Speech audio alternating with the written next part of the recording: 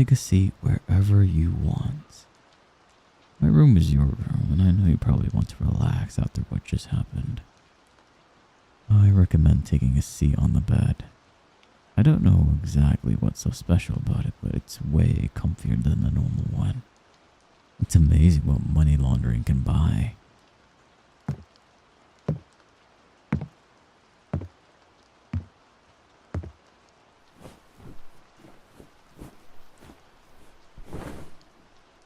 So, yeah. I'm really sorry that my dad was really rude and threatened to do all those horrible things to your family if you don't marry me. Like, even for a mafia boss, I was really mean. I don't know what's gotten into him. Well, I do, actually. I just don't agree with it. So... where do I begin? Well... Okay, so you know that I had a crush on you for a long time, right? Well, maybe you don't because you're adorably dense. But I do. I still do. You know, I thought that little shudder I do when everyone gets too close to you would really give it away. But I guess maybe that was too subtle of a sign for you. Well, I guess now you know. So I've loved you for a long, long time. As long as we've been friends, basically. And my father, the perceptive man that he is, noticed this. And he said to me, you know, you spend all your time stalking your friend.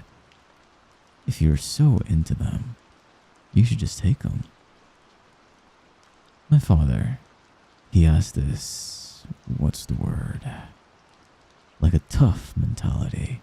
Like if you want something, you should take it. And anything less signals weakness, which is unacceptable to him. Signaling strength is the most important thing in life to him. And since I'm gonna be the head of our little crime family someday, he wants me to follow in his footsteps and just take what I want. Just like him. And I have to admit, I do want you. But I want to give you your own choice, of course. I know you're your own person with your own wants and needs. But he doesn't see things my way. I tried to talk sense into him, but he's not having any of it. He said I'm soft, and he's trying to fix that.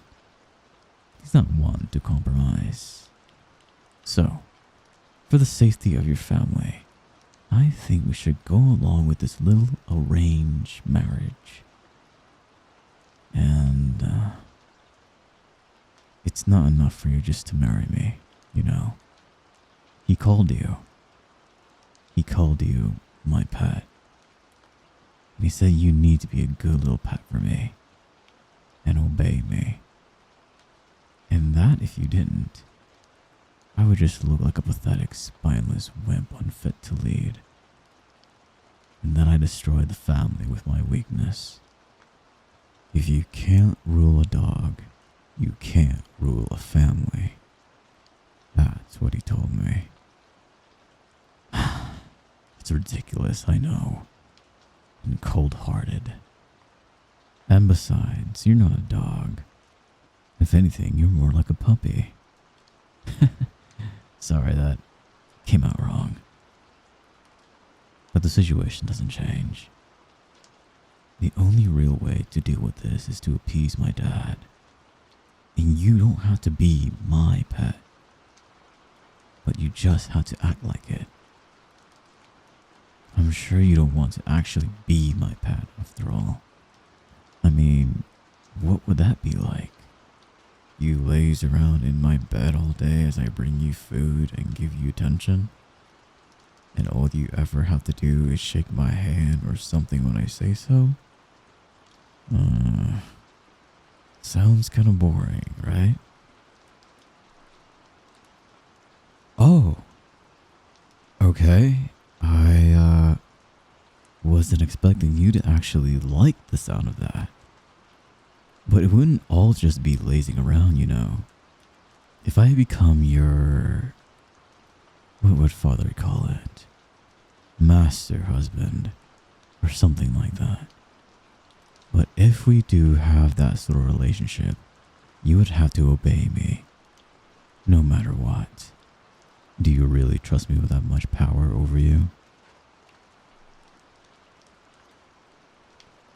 Well, I appreciate your trust in me.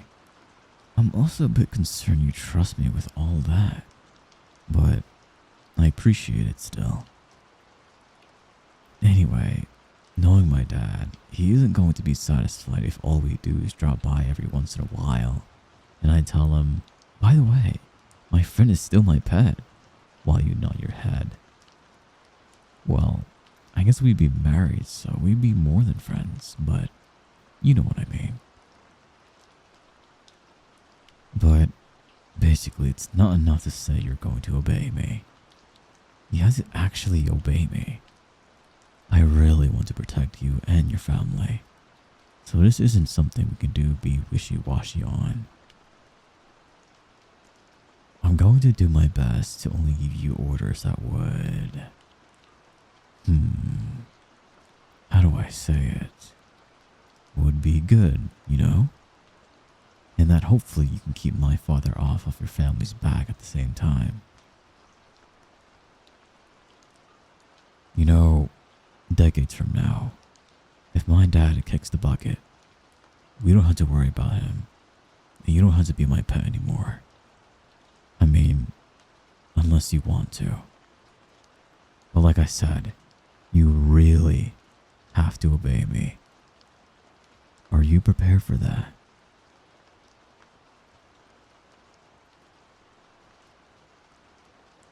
Then, if you're serious about this, you don't mind if you start obeying me from now, right? Alright then. I order you to hold hands with me.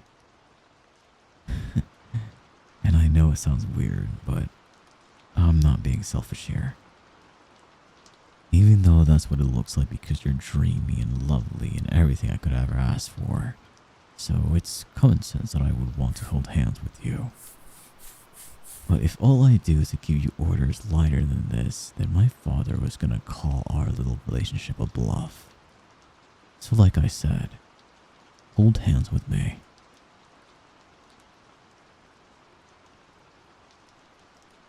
Wow, you have amazing hands. Oh, sorry. Trying not to be creepy. I have to be a good, master husband, as my father would probably put it. Well, not the good part, because his idea of good would be ignoring your thoughts and feelings. So, how do you feel?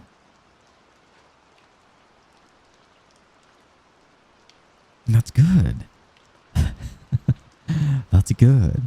That's not terrible. This is a terrific start. This might actually work out better than I thought it would. You're doing great. I'm so proud of you. You're, I was going to say good pet, but that would be kind of demeaning, wouldn't it? What do you think? Oh, that's good. Because I think I really want to say it. If you don't mind if I do then, right? I mean, I know you have to obey me now, but I still want to ask. Do you mind if I call you a good pet? Then I'll say it. You're my good pet. Ah. I feel so guilty when I say that. I feel like you're really precious and I have to respect you. But you're fine with it. And it doesn't have to be demeaning if you don't want it to be. Isn't that right, my good little pet? I think I should get used to this. Let's see. What's another reasonable order to give you? You know, just to make sure you're truly comfortable in your new role.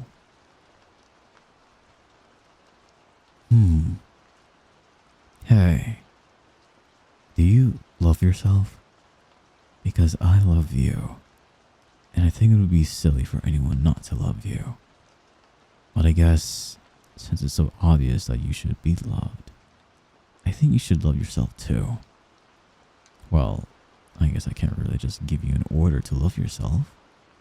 It doesn't work like that. Love doesn't work like that. It's not something you can force. Not even if you're a master of the cutest pet in the world like I am. I can't change what's in your heart, but I guess I can boss you around until you admit what a good little pet you are. Here, look me in the eyes. Here's your next order. I want you to tell me, who is the best pet in the world?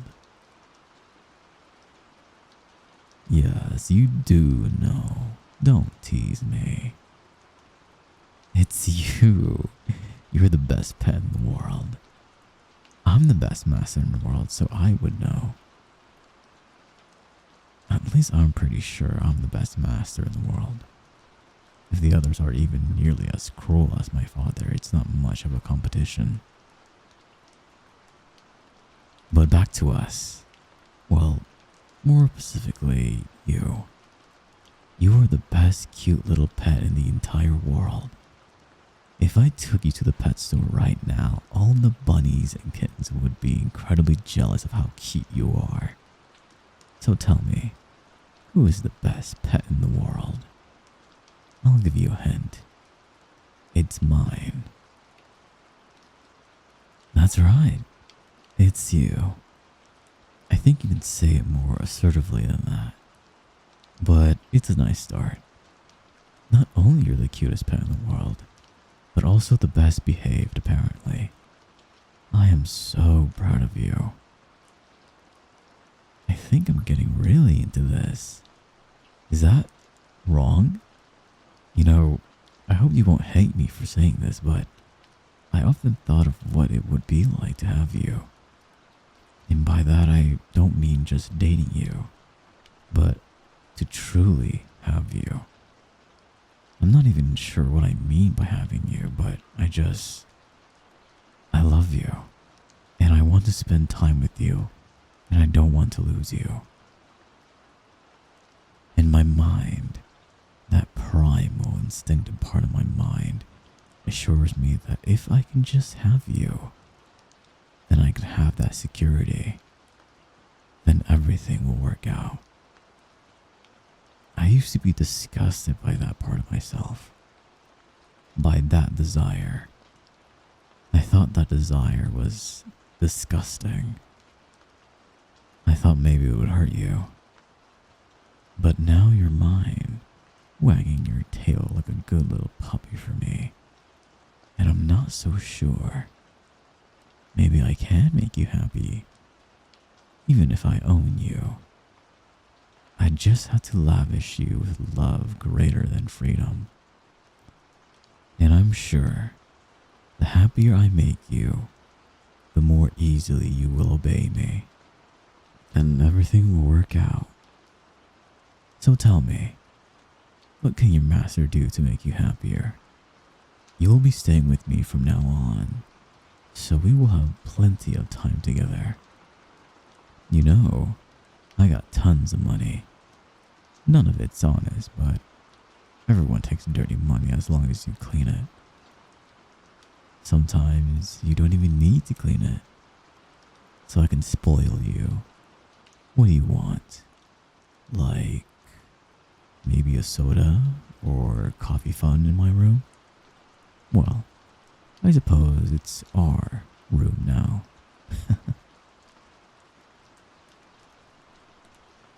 Oh, I get it. Money is no replacement for love after all. Well then, let me say it clearly. Master loves you. And now that you're mine, I'm never letting you go.